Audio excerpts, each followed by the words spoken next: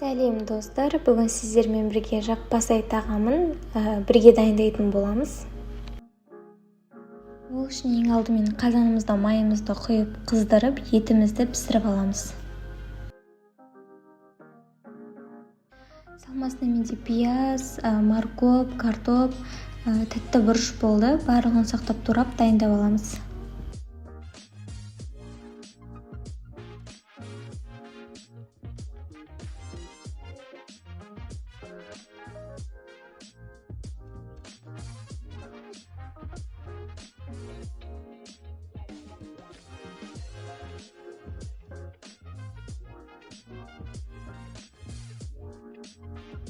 Енді қамырын дайындаймыз. Ол үшін жұмыртқамызға тұзымызды салып, кішкене су қойып, қаттылау қамыр илейміз.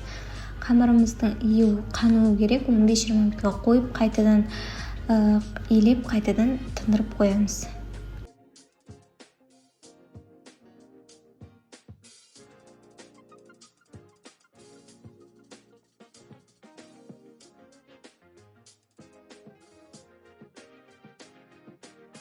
Дайын болған қамырымызды жұп-жұқа етіп жайып, май жағып, 4 піштетіп видеодағыдай кесіп аламыз.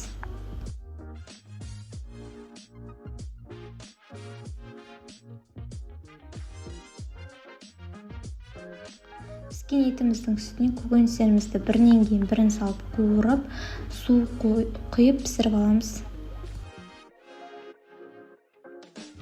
Дәміне қарай 1 қасық томат, тұз, қара бұрыш саламыз.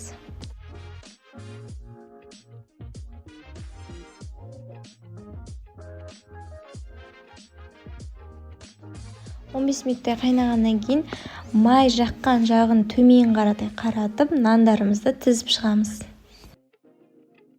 Жарты сағат боқтырып, пісіріп аламыз. Дайын, міндетті түрде жасап көріңіздер, ас болсын.